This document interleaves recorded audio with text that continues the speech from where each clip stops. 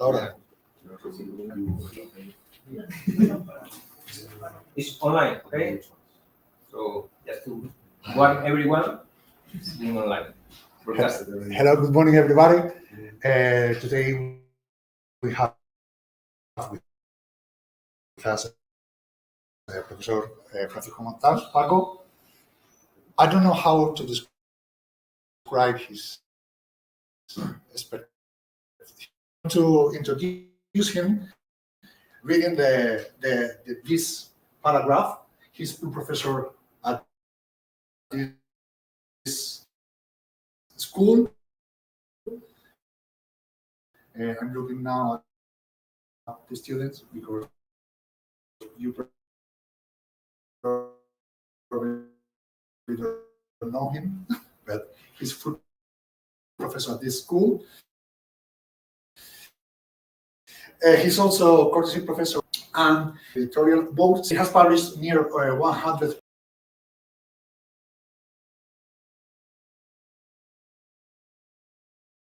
Thank you very much.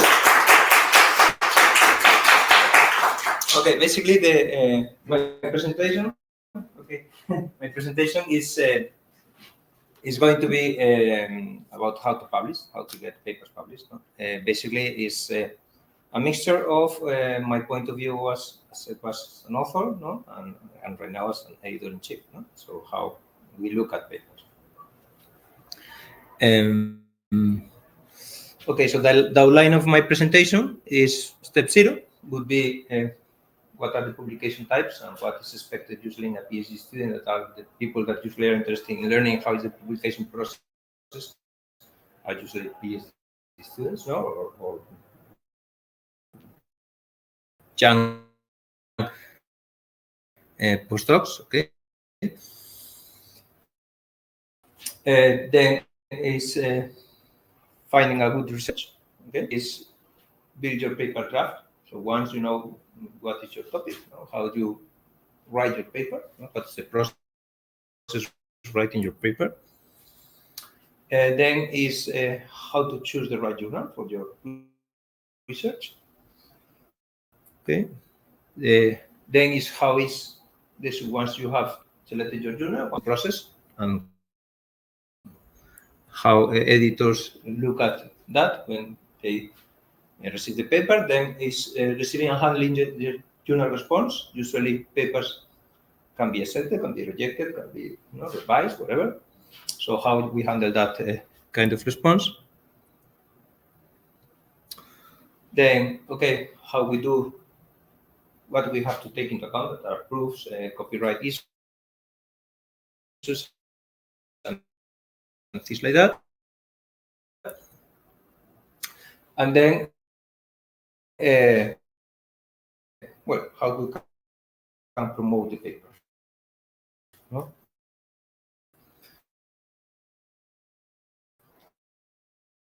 What we publish in conferences is usually we publish typical for preliminary results, so we have already for a paper. No? So we are still working on it, but we have already something to show.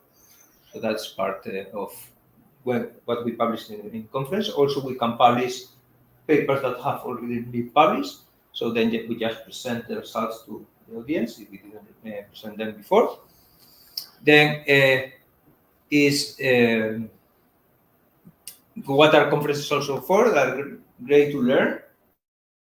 There, if you go to a conference, there are experts in your topic, on different topics.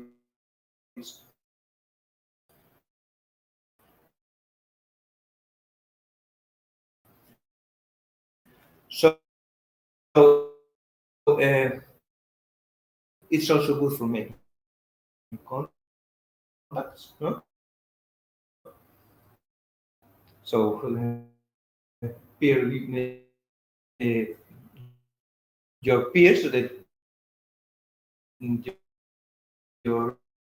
the other PhD students or postdocs that are there presenting like you later in your career, they are full professors.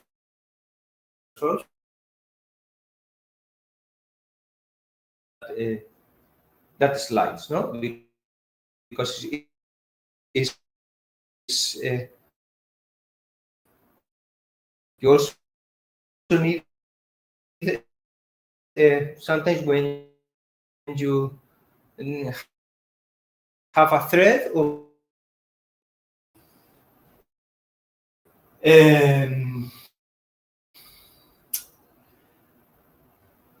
a conference, there are basically two types of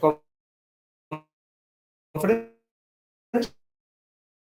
Some of the conference they just ask, they just require an abstract. So that is sometimes good if you are still working on it, and so you have usually 3-4 months still to finish your plots and all of that kind of thing. So you know that more or less is going to work, but you still don't have to then show that work on a journal paper. But be careful because, for example, figures, for example, the text, you have to change that, okay? So figures, text, so the ideas, of course, you can, it's a journal, it's different from a conference paper, so the people know that conference paper is something preliminary, no? So it's expected that you publish that, then later better in a journal. Some conferences even have journals that are linked to that conference, so that basically they say, okay, extend your paper, do it better, and then submit to the journal, okay? So it's expected, but you have to be careful about the copyright issues in figures and kind of things, okay? Another way of publishing that is usually previous to publishing in journals is open access preprint repositories, okay, like Archive, BioEarth, etc. No, and that are basically are not peer reviewed. Sometimes they just is some people that are usually given for free their time, not to just overlook the paper and see if it looks like a paper or not. That's what all they see. No, okay, this looks like a paper. It's more or less well presented, but they don't evaluate the content. Okay, so basically they accept it usually in 2-3 days. Okay, so it's very fast. Okay. The good thing that papers are citable. So when you submit the paper to, if you are working on that paper and they just submit another paper, but that paper is still not published, okay? So, and also, take 6 months, it may take 1 year since you submit the paper until it gets published. So sometimes you are always afraid of people, okay, going ahead of you. So if you send it to this open access repositories, you have the timestamp, so you are the first one, no? So the one that invented it, okay? Well, one of the things that it happened actually to me. So the papers may be, so open access repositories may reject your paper. And it's funny because they are not peer reviewed, but sometimes that rejected paper then gets accepted in the very best journals. No? So it's that kind of thing that peer review has good things and bad things. No?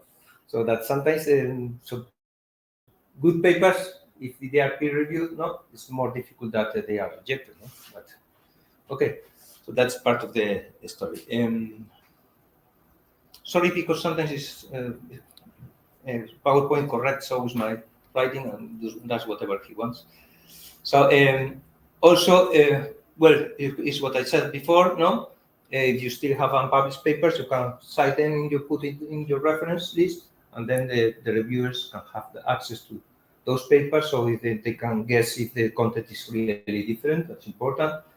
And also for background, for example, of what you haven't done, have done. If, for example, if they don't have access to that background, probably they cannot review your paper. Huh? So one of the options is to send the other papers that you already sent to the same journal, to other journal included, or the best way is just to do it this way.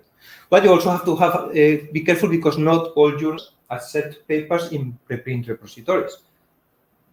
So most of them do, and sometimes probably, I don't know most, but more than 50%, they just accept that you just link your submission to the repository. Okay, so they say, okay, no, get the paper from there, so you don't have to do anything. Just we get the paper from there. Okay. Sorry. It's supposed to be in silence. And yes, so basically, but some journals don't accept that the papers are in open repository, so you have to be careful about that. Okay. So if you plan to submit it to some journal, first look at the web page of the journal to see if they accept that kind of papers, that kind of submissions. Okay. Okay, the journal papers, then is journal papers. And journal papers, there are two kinds of journal papers. The ones that are ranked, no, that they are in the journal citation report, that is a report of the Institute of Scientific Information, okay? And those that are not, okay? That they are not, maybe because the journals are not exceptionally well in quality, no? Or because they are new, okay? It takes some years to get into that ranking, or because they don't pay, because you don't have to pay to be in those rankings, okay? So you have to kind of take that with a grain of salt, as said, okay? When they are in the rankings, okay, usually they are divided by quartiles, okay? First quartile, second quartile, third quartile, fourth quartile, okay? And the higher, the better, okay? Usually for doing a PhD, for defending your PhD, they usually require a number of papers in the first, second quartile, okay? Usually, typically is 2. Here in the UPN is 2. Okay? So, but, okay, if 2, it depends on your field, it depends on if you are going to pursue an academic career or not. 2 may be few, or maybe sufficient, okay? So that's a minimum usually. They are not, they are good journals. There are sometimes good journals that are Q3, I don't know, basically. And ranked journals, they are usually considered in value more or less like conference papers, okay? So, and then of course there are dissemination papers and activities, and some